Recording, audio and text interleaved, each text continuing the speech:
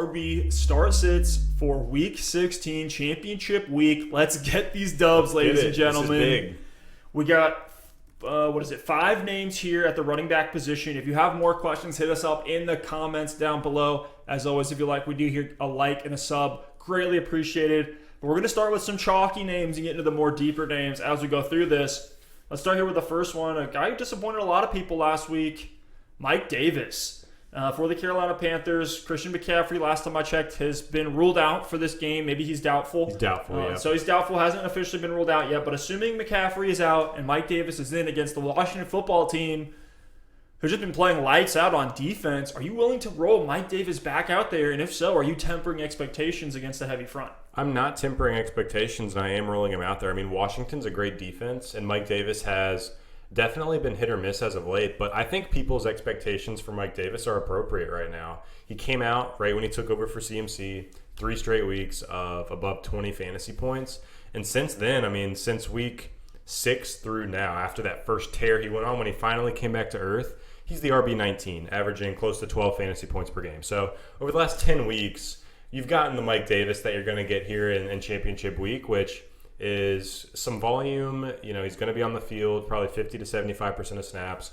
Touchdown upside, could get some receiving game work as well. But he's kind of hit or miss. In a tough matchup, I'd probably bet on a lower efficiency game. But I think in the game script, in a game where the Panthers could be competitive throughout, he should see plenty of carries on the ground. Kind of got game scripted out last week when they were trailing the Packers. So I have faith in Mike Davis. I think he could definitely get into the end zone this week as well. So I'm willing to start him as an RB2. Yeah, I have him as a mid-range RB2. I think, RB15 to RB19 type of range. So I'm with you on Mike Davis. Nothing more to say about him. Next up on the list, a guy we talked about when we were comparing him to Le'Veon Bell. We had him in about the same range as low in RB2s, but Gio Bernard. Is he a guy that you are excited to start this week after a 22.7 point outing against the Pittsburgh Steelers? This sucks, man. This sucks because, I mean, since the bye, Gio hasn't broken 10 fantasy points one time. And he's coming off of, before this past week, a 3-point game, a 4-point game, a 6-point game. Like, I'm sure no one started him against the Pittsburgh Steelers.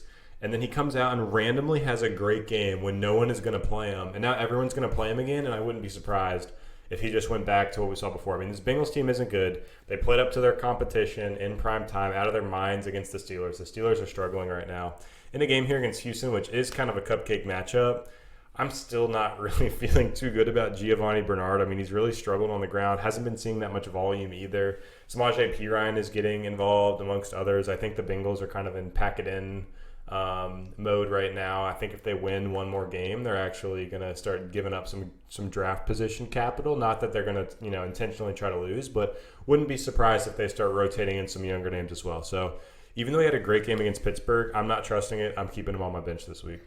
Yeah, I would too. He got 25 carries last week, and that heavily inflated. So, his usage was insane. He's not an efficient guy, never really has been. 3.3 yards per carry on 25 carries, but those 25 carries alone is what you love. Obviously, he got into the end zone twice, once on the ground, once through the air.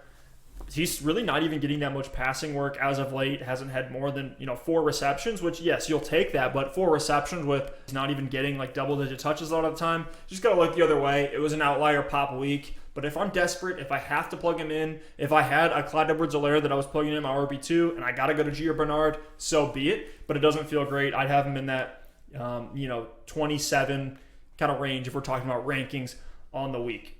All right, let's stay in that same matchup. Cincinnati against Houston. Let's talk about the other side of the ball. David Johnson coming off a monster week.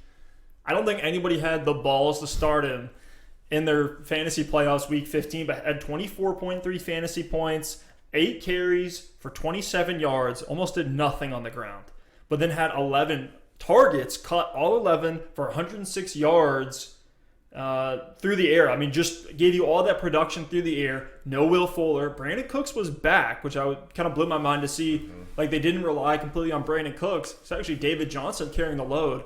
Do you think they're going to continue to rely on him against Cincinnati? I'm definitely starting David Johnson this week after what we saw last week. Should have more efficiency and volume on the ground in what should be a good game script against the Bengals, even if he's not used as much in the passing game. And we said it before last week. I mean, he had been fairly consistent on the ground. I mean, before he went out with the injury earlier in the season. You look at the full games he's played, 10 points, 16, 13, 12, 11, 12, 19. Like, he's giving you really solid floors, and we finally saw some of that upside in the receiving game last week. In a good matchup, I think David Johnson is a safe RB2, and who knows, maybe we just saw Deshaun Watson unlock something, which is called throwing to the running back. We see all these quarterbacks, Phillip Rivers, Tom Brady, Drew Brees, Teddy Bridgewater. Everyone, they just check down to the running back and take their easy yards. We've seen Justin Herbert start to do it a lot as well. Who knows? Maybe, I'm not saying it because this is one game out of Deshaun Watson's entire career, but maybe he finally realized, oh, if I throw it to the running back, it's an easy completion for easy yards and usually, gets my running back in open space with a chance at a first down. So let's wait and see. Let's see if David Johnson can continue to be used in that role. Duke Johnson did miss last week. I haven't seen any updates on Duke Johnson, whether he's practicing or not. So keep an eye out on that as well and temper your expectations. I think whether Duke Johnson plays or not, David Johnson is a strong start. But obviously, if Duke Johnson were to miss, I think David Johnson moves up into that top 15 range. The lack of a shootout game script in this one does kind of scare me. So I'd move David Johnson from maybe, RB16, more like a RB19, RB20 type name, but certainly a serviceable RB2. If you're at the championships and you have him on your roster, we're worried about plugging him back in. I think you can go right back to David Johnson in week 16. Next guy here, Ty Johnson. No. New York Jets running back. We'll make this interesting. I know you're going to fade him. And this is actually why I had him on the show sheet. Is don't get cute and start Ty Johnson. I know he had a great week. He had a breakaway reception. He looks pretty smooth in the passing game when he's out there for the Jets, but we know what this team is. It was an outlier game against the Rams. I think the Rams kind of just fell asleep. Assumed this was pretty much a bye week for him and ended up, competing that way too. But 17.5 fantasy points for Ty Johnson on only 34% of snaps. Maybe if he's looking at a 60% snap share. Yeah, if he's looking at that, when the game where Frank Gore went out, right? 63% of snaps. If he got that last game, I think that becomes a little bit more interesting as, hey, here's a guy who's going to be on a team in a lot of losing game scripts, getting a lot of passing work. That's what he was able to give you this week. But no, don't get cute. Don't start him. He's not even a guy you want to look at on your roster, even if you're desperate. You can find other solutions. I don't even know if I can add anything to that. Just fade Ty Johnson. No, I'm starting him. 3 carries just isn't going to get it done. And, 6 receptions on 6 targets is great. But, he hasn't been hyper involved in the receiving game consistently all season. So I'm not banking on that week in and week out. All right, last one here for these running backs. Devin Singletary, who's slowly kind of built his way back up. He had that brutal stretch in the midpoint of the season, weeks 5 through 10, where he was not even giving you double-digit fantasy points on a weekly basis, was a guy that we were telling you to bench in almost every format, was splitting time with Zach Moss. We know he's not going to get the touchdown. Ended up actually getting one last week. Breakaway run late. 53% of snaps, so still in that 50-50 split with Zach Moss. Only 8 carries, but at 68 yards. The breakaway run helps. 3 receptions for 16 yards. Singletary is definitely benefiting from how good the Bills' offense is. But in this matchup against New England, I don't expect it to be a high-flying game. The Bills already have a lock on that AFC East. The Patriots are out of contention. Nothing to play for. Jarrett Stidham is probably going to play this game. I think Cam Newton might be done as a Patriot. But for Devin Singletary, is he a guy you're willing to plug in if you need to? No, because we haven't seen him have any kind of ceiling all season long, and we've seen an incredibly low floor, especially we talked about that touchdown upside. He's not the goal line back. And I know this game is weird because if you actually watch this game, he actually had a rushing touchdown on a Statue of Liberty-esque play from Josh Allen that got called back due to a holding penalty, which was interesting.